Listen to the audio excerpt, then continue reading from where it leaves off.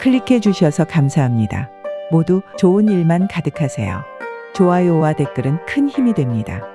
여우야담 이야기 시작합니다. 옛날 옛적 경상도 소백산의 깊은 산속 작은 동굴. 젊은 스님 하나가 홀로 돌을 닦고 있었습니다.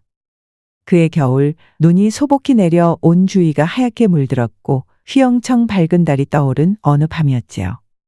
저녁 공양을 하기 위해 밖을 나간 스님은 무언가를 보고 깜짝 놀라 들고 있던 그릇을 바닥에 떨어뜨렸습니다. 허! 바로 커다란 호랑이 한 마리가 고개를 이리저리 휘저으며 포효를 하고 있었기 때문이었지요. 그런데 이 호랑이라는 놈은 무슨 일인지 바닥을 뒹굴며 눈물까지 흘리고 있었습니다. 저놈은 필시 한겨울에 새끼를 낳은 어미 호랑이일 테야. 자기 새끼를 살리려고 사람 냄새를 맡고 얘까지 왔으렸다. 그는 심히 두려웠으나 이미 호랑이와 마주쳐 버렸으니 어쩔 수 없는 일. 우통을 훌렁 벗어버리고는 호랑이 앞에 서서 큰 소리로 말했습니다. 내가 얼마나 배가 고프면 그런 모습으로 눈물을 짓고 있겠느냐. 나는 불도를 닦는 승려로 일가도 친척도 없는 혈혈단신이라 원수를 맺고 원수를 갚을 자도 없으니 나를 먹어서 배를 채우거라. 그러곤 호랑이의 앞에 머리를 쑥 들이미니 녀석은 입을 쩍 벌리며 그의 앞에 다가왔습니다. 이제 끝이구나. 스님은 겁이나 눈을 질끈 감았습니다. 그런데 이게 무슨 일인가요? 호랑이는 입을 벌리고만 있을 뿐 스님에게 달려들지 않았습니다. 응. 스님이 이를 의아하게 여기며 가까이 다가가자 호랑이는 입을 벌린 채 모가지를 털며 어찌할 바를 몰라 했지요. 그런데 그 순간 스님은 호랑이가 괴로워하는 이유를 알게 되었습니다. 호랑이의 목구멍 안을 살펴보니 아니나 다를까 은비녀 하나가 호랑이의 목구멍에 가로질러 박혀 있던 것이었지요. 옳지, 이거였구나. 스님은 호랑이의 아가리에 손을 집어넣어 은비녀를 빼냈습니다. 이놈아, 사람을 잡아먹었다가 이 꼴이 되었구나. 너는 왜 하필이면 만물의 영장인 인간을 해쳐 돌이킬 수 없는 업보를 쌓았단 말이냐. 내 놈의 행동은 목숨으로 참회를 구해야 마땅하겠으나 죽은 목숨보다도 산 생명이 더 중한 법이니 그대로 돌려보내주마. 그러니 다시는 그런 짓을 하지 말거라. 그러자 호랑이는 마치 스님의 말을 알아듣기라도 한 듯 머리를 조아리고 한참을 그르렁거리다가 돌아갔습니다. 그런 일이 있은 지 며칠 후 스님이 동굴 안에서 면벽 수도를 하고 있는데 바깥에서 쿵 하는 소리가 들렸습니다. 이게 무슨 소리지? 스님은 심상치 않은 기운을 느끼고 동굴 밖으로 나가보았습니다. 소리가 난 곳으로 가보니 호랑이가 커다란 산돼지를 떨구어 놓고 그를 기다리고 있는 것 아니겠어요? 녀석은 마치 스님이 나를 살려주었으니 은혜를 갚고 싶다 말하는 것처럼 고개를 아래 위로 주걱거리고 있었지요. 하지만 그 모습을 본 스님은 호랑이에게 오히려 호통을 쳤습니다. 내 이놈, 지금 내가 중에게 고기를 먹일 셈이냐. 은혜를 갚는답시고 쓸데없는 살생을 했구나.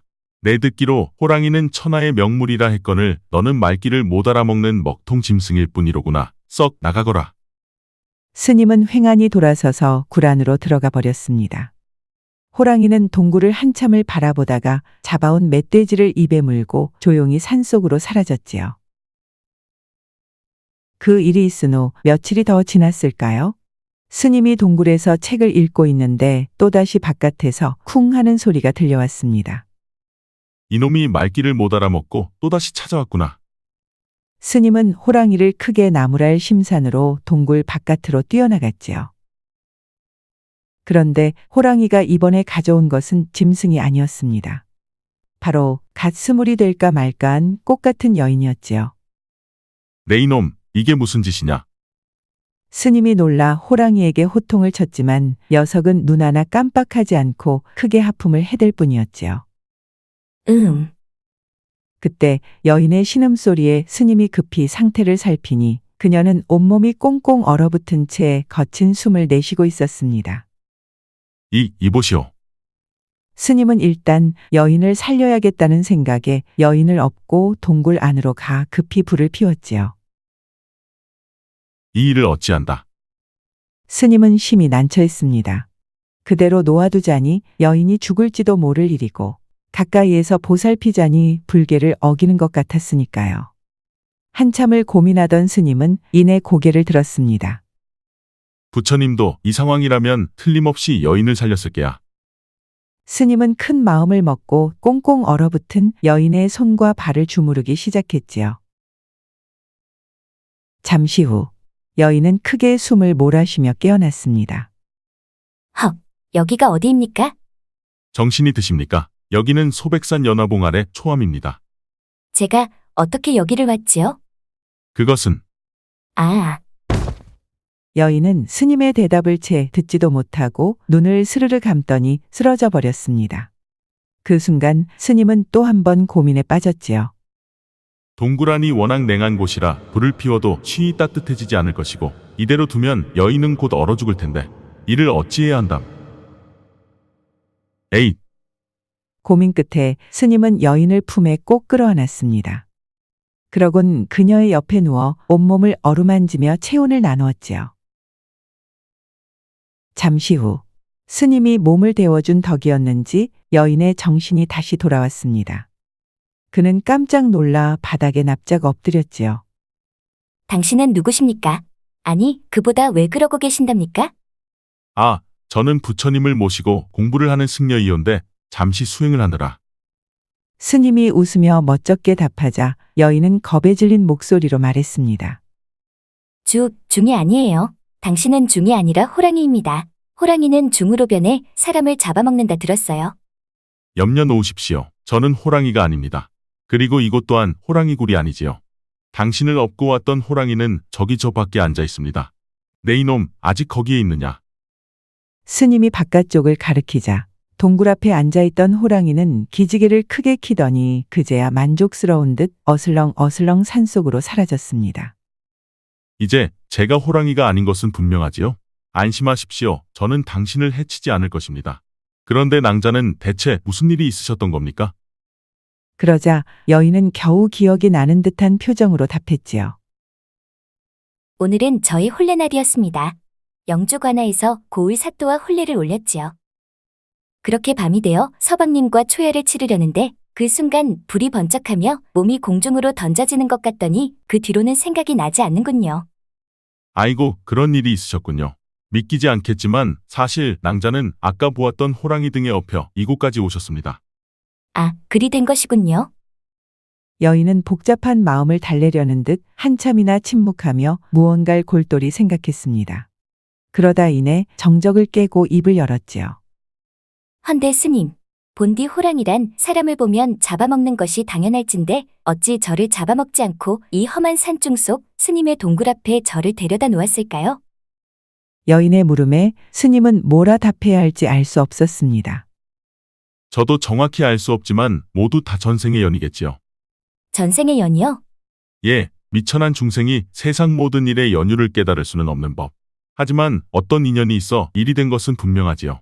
그 얘기는 천천히 하기로 하고 우선 잠이나 한숨 푹 주무시고 원기를 회복하시지요. 말을 마친 스님이 그제야 여인의 얼굴을 자세히 들여다보니 그녀는 반달같이 화사한 얼굴에 백합처럼 고운 살결을 가진 선녀 같은 여인이었지요. 스님의 나이 30. 눈앞에 있는 아리따운 여인을 보자니 마음속에서 무언가가 꿈틀거리는 것 같았습니다. 내 이놈, 너는 그 오랜 세월 동안 돌을 허투루 닦았구나. 스님은 자신을 나무라며 불상 앞으로 몸을 돌려 불경을 외웠지요. 여인이 이곳에 온 지도 어느덧 나흘이 지났습니다. 스님의 지극정성한 간호 끝에 그녀는 드디어 기운을 차릴 수 있었지요. 여인은 초롱초롱한 눈빛으로 스님의 얼굴을 바라보며 물었습니다. 스님, 일전에 이 모든 일이 다 전생의 인연이라 하였지요? 그렇습니다. 그렇다면 스님과 그 호랑이의 인연은 무엇일까요? 사실 낭자를 업고 온 호랑이는 지난날 제가 목숨을 구해준 적이 있는 녀석입니다. 그 후로 은혜를 갚을 생각이었는지 한 번은 멧돼지를 잡아온 것이 아니겠습니까? 그래서 심하게 꾸짖었더니 다음부턴 나무를 해오거나 깊은 산에서나 나는 귀한 약재를 물어와 오더군요. 그러다 오늘은 낭자를 업고 왔으니 거참 저것이 은혜를 갚는 것인지 원수를 갚는 것인지는 몰라도 저 녀석과 저는 전생에 큰 연을 맺었던 건 분명한 듯합니다. 그랬군요. 그렇담 스님과 저는 어떤 인연이 있었을까요? 예? 그것은 스님이 차마 무어라 말하지 못하고 있는데 여인은 생각에 잠긴 눈빛으로 말했습니다. 사실 사또와의 혼례는 제가 원한 게 아니었습니다. 하지만 압박 속에 혼례를 치르게 되었고 초야를 앞둔 차에 호랑이 등에 업혀서 스님께 왔으니 이건 제가 스님께 시집올 운명이 아니었을까요? 여인의 말에 스님은 깜짝 놀라 눈이 커졌습니다. 그런 불경한 소리는 절대 하지 마십시오. 저는 오래전에 속세를 떠난 부처님을 모시는 승려입니다. 그러곤 벌떡 일어나 손부채질을 하며 자리를 옮겼지요. 시간이 흘러 여인이 호랑이에게 물려온 지도 어언 달포가 지났습니다. 스님의 동굴은 워낙 깊고도 험한 산골에 있어 한겨울에 눈이 쌓이면 눈이 모두 녹을 때까지 꼼짝없이 그곳에 갇혀 있어야 했지요. 심지어 동굴의 방이라고는 달랑 하나인지라 두 사람은 하는 수 없이 매일 밤 그 좁은 방에서 동침해야 했습니다. 그렇게 등을 돌리고 누운 두 사람은 사실 서로에게 무척이나 끌렸습니다. 여인은 조선 제일의 절색이라 해도 손색이 없을 만큼 아리따웠고 스님 또한 외모가 훤칠하여 큰 사찰에 머물 적 비구니들의 숱한 유혹이 있어 깊은 산속으로 홀로 돌을 닦기 위해 들어온 것이었습니다. 그런 선남선녀가 좁은 방에서 매일 밤을 보내려니 연정이 솟아나지 않을 수 없었던 것이었지요. 그렇게 미묘한 기류가 흐르던 어느 날 밤, 여인이 스님에게 물었습니다. 스님, 왜 그러시오? 전생의 인연 말씀인데요. 그럼 스님과 그 호랑이는 전생에 어떤 년이었을까요? 그건 스님이 뾰족한 답이 떠오르지 않아 한참을 머뭇거리고 있는데 갑자기 여인이 돌아누우며 말했지요. 알겠다. 무엇이오?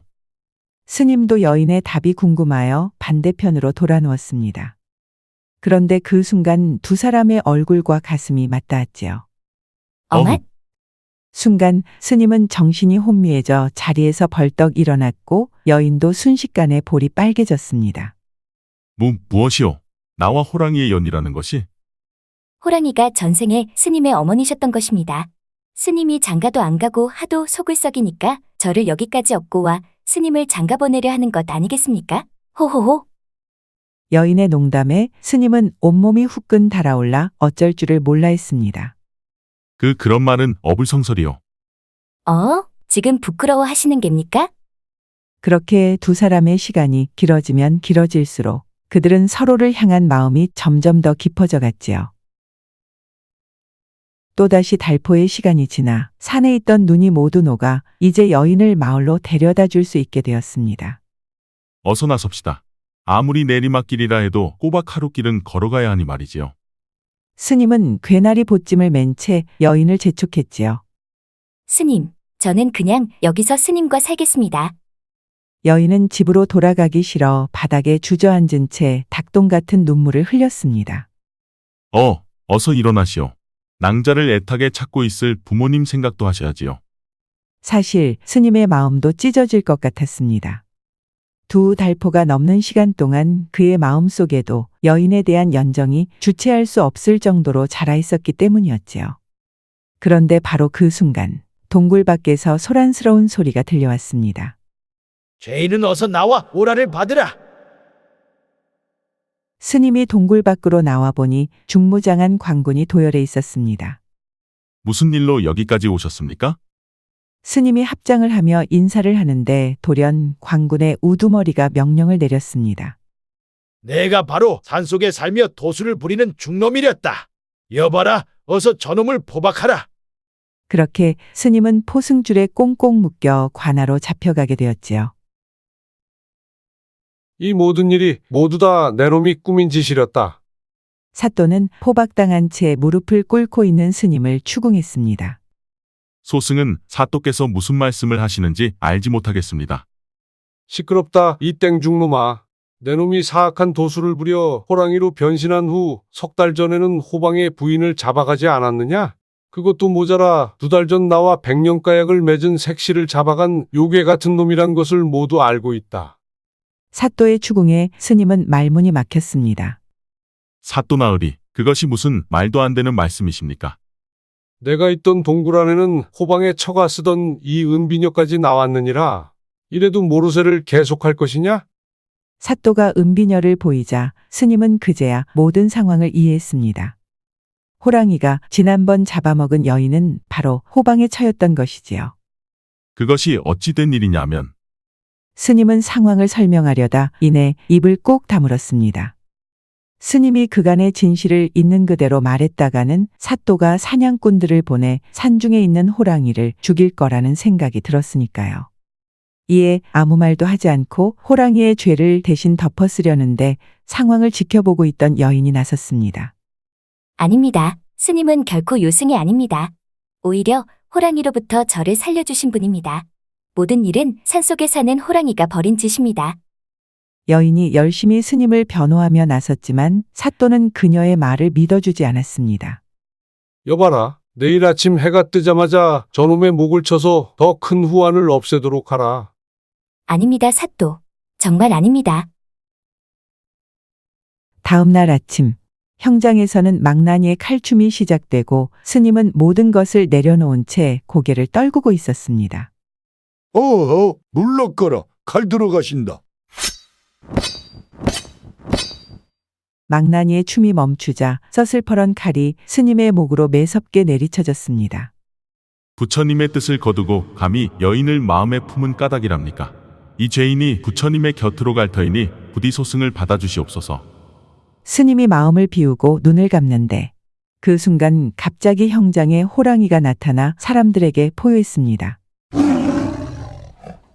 형장은 순식간에 아비규환이 되어 사람들은 앞다투어 달아났고 사또는 눈앞에 벌어진 광경을 믿을 수 없어 그 자리에 얼어붙었습니다. 호랑이는 으르렁거리며 스님에게 다가오더니 그를 물고 형장을 빠져나가려 했지요. 그런데 바로 그때 호랑이에게 아내를 잃은 호방이 칼을 빼들고 달려와 호랑이에게 일격을 가했습니다. 불구대천의 원수를 이제야 갚는구나. 칼을 맞고 화가 난 호랑이는 호방의 목을 향해 거세게 달려들었습니다. 그런데 그때 스님이 호랑이에게 말했지요. 안 된다. 저 사람은 내가 잡아먹었던 여인의 남편이다. 그 여인을 죽인 업보도 모자라 남편까지 헤아려 하느냐. 그러자 호랑이는 스님의 말을 알아들은 듯 순순히 공격을 멈추었습니다. 잘했다. 참으로 잘 참았다. 스님의 명령으로 더 이상 호랑이가 반격하지 않자 사또와 광군들은 창이며 칼로 호랑이를 찔러댔습니다. 하지만 여러 차례의 치명적인 공격에도 호랑이는 아무도 공격하지 않고 스님을 데리고 유유히 형장을 빠져나왔지요. 얼마 후 호랑이는 매서운 속도로 달려가 깊은 산속에 스님을 내려놓았습니다. 덕분에 목숨을 부지한 스님은 호랑이를 끌어안고 감사 인사를 했지요. 내가 나를 살려주었구나. 참으로 고맙다. 그런데 그때 호랑이가 천둥 같은 소리를 내며 바닥에 쓰러졌습니다. 놀란 스님이 호랑이를 살피니 호랑이는 피투성이가 되어 있었습니다. 스님은 눈물을 흘리며 호랑이를 쓰다듬어 주었지요. 내 잘못이다. 참으로 미안하다. 하지만 호랑이의 호흡은 점점 드물어졌고 안광도 흐릿해져 갔습니다. 아니 된다. 이리 가선 안 된다. 내가 어서 가서 약초를. 그런데 그때 호랑이는 깊은 숨을 내뱉더니 이내 스님의 품에서 숨을 거두었지요. 아, 안 돼. 사람들을 모두 죽이고 무사히 형장을 빠져나올 수도 있었지만 스님의 언행의 감화를 받은 호랑이는 더 이상의 업보를 쌓지 않았습니다. 스님은 그런 호랑이를 깊이 애도하며 호랑이가 죽은 자리의 땅을 파 고이 묻어주었지요. 내가 어찌 한낱 들짐승이라 할 수 있겠느냐. 부처님의 곁으로 가거라. 그리고 다음 생엔 사람으로 태어나 다시 만나자꾸나. 그 후 속세와 연을 끄는 스님은 강원도로 올라가 어느 깊은 산골에 작은 암자를 짓고 홀로 살고 있었습니다. 그렇게 여러 해가 지난 어느 날 고요한 암자에 웬 여인이 찾아왔지요. 스님, 안에 계십니까? 낯선 이의 방문에 스님이 나온 순간 그는 깜짝 놀라고 말았습니다. 역시 스님이시군요. 당신은? 그랬습니다. 여인은 몇 년 전 호랑이 등에 업혀왔던 바로 그 여인이었던 것이지요. 암자 앞 마당에 있는 큰 바위 위로 따스한 봄날의 햇살이 내려앉고 있었습니다. 스님과 여인은 약속이라도 한 듯 하늘만 바라보고 있었지요. 어떻게 이곳을 찾으셨습니까? 스님이 오랫동안의 침묵을 깨고 묻자 여인이 입을 열었습니다. 3년 동안 전국을 찾아 헤매었지만 아무리 수소문해도 스님을 찾을 수가 없었습니다. 그러다 얼마 전 강원도 모처에 호암사라는 암자가 있다는 이야기를 듣고 한 걸음에 달려왔지요. 답을 하던 여인의 눈가는 어느샌가 촉촉해졌습니다. 그래서 답은 찾으셨습니까? 예? 무엇을 말입니까? 호랑이와 스님의 인연이요. 또다시 정적이 흘렀고 이번에 정적을 깬 사람은 스님이었습니다. 전생의 인연이 무엇이 그리 중요하겠습니까? 우리에게 남은 현생이 중요할 뿐이지요. 호랑이는 본능을 거스르고 덕을 쌓았으니 분명 덕이 많은 인간으로 태어날 것입니다. 그리고 저는 그저 그 아이에게 은혜를 갚을 수 있길 바랄 뿐입니다. 스님의 말에 여인은 한동안 아무런 답이 없었습니다. 그리고 내 한 가지 깨달은 것이 있습니다. 바로 당신과의 인연이지요. 말씀해 주십시오. 그 답이 궁금합니다. 사실 당신과 전생의 인연이 무엇이었는지는 지금도 모르겠습니다. 다만 현생의 인연이 무엇인지는 알겠더군요. 그날 당신이 했던 말 기억나십니까? 제가 무슨 말을 했던가요? 호랑이 등에 업혀서 나에게 시집을 왔다. 그것이 정답인 듯합니다. 지금까지 단 한순간도 당신을 잊은 적이 없습니다. 저와 혼인해 주시겠습니까? 여인은 이제 스님이 아닌 남자에게 머리를 살포시 포겠습니다. 두 사람은 서로를 아는 채 오랫동안 그 자리에 머물러 있었지요. 시간이 지나 두 사람은 부부가 되었습니다. 그리고 그들 사이에는 씩씩한 사내아이가 태어났지요. 그런데 그 아이는 갓난아이임에도 불구하고 몸이 커다랗고 힘도 장사와 같았습니다. 서방님, 아무래도 이 아이는 예, 저도 그리 생각합니다. 지난날의 그 호랑이가 우리의 아이가 되어 환생한 것이 아닐까요? 그들은 호랑이가 환생한 아이라 하여 아이의 이름을 호석이라 지어주었습니다. 그리곤 호랑이에게 은혜를 갚는다는 마음으로 정성스레 키웠다고 하지요. 옛말에 적승계족이라는 사자성어가 있습니다.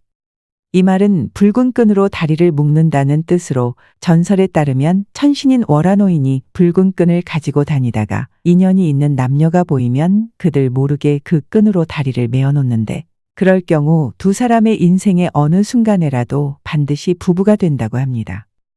이번 이야기의 스님과 여인은 아마도 월화노인이 두 겹, 세 겹으로 단단히 끈을 묶어 놓았던 모양입니다. 오늘은 붉은 끈으로 네 다리와 함께 묶여있는 그분을 위해 어여쁜 꽃송이를 사들고 들어가시는 건 어떨까요? 옛날 옛적 햇볕이 내리쬐는 어느 여름날, 한 사내가 길을 걸어가고 있었습니다. 그의 이름은 박선비. 오랜 공부를 마친 그는 과거를 보기 위해 한양으로 가는 중이었지요. 그런데 아까 전부터 그는 무언가를 간절히 찾고 있었습니다. 바로 타는 듯한 갈증을 해결해 줄 물이 있는 곳이었지요. 그렇게 힘겨워하던 그때 저 멀리 우물이 하나 보였습니다. 아이고 천지신명님 참으로 감사합니다. 박선비는 벅찬 마음에 한달음의 우물까지 달려갔습니다. 그런데 이게 무슨 일인가요? 우물에는 물을 뜰 수 있는 두레박이 없었지요. 물을 눈앞에 두고 마실 수가 없다니 이것 참 그림의 떡이로구나. 박선비는 아쉬워하며 자리를 뜨고자 했습니다. 그런데 그때 우물 안에서 목소리가 들려왔지요. 살려주세요. 박선비가 놀라 우물 안을 들여다보니 그 안엔 움직이는 무언가가 있었습니다. 그것은 바로 살려달라 손을 흔들고 있는 웬 여인이었지요. 도와주세요. 이 안에 떨어졌습니다. 아, 알겠습니다. 조금만 기다리십시오. 여인의 간곡한 외침에 박선비는 황급히 보자기에 쌓은 옷가지들을 꺼내 긴 줄을 만들었습니다. 그리곤 우물 안으로 던졌지요. 이걸 잡으시오. 하나, 둘, 셋 하면 끌어올릴 테니 꽉 잡으셔야 하오. 하나, 둘, 셋. 박선비의 신호와 함께 여인은 우물 밖으로 꺼내졌습니다. 괜찮으시오? 어쩌다 그 안에 빠져 계셨던 게요? 박선비가 황급히 여인을 살피는데 순간 그는 깜짝 놀라고 말았습니다. 물에 젖은 저고리 사이로 보이는 풍만한 몸매, 빛이라곤 받아본 적 없는 것 같은 백옥 같은 살결, 그리고 그림에서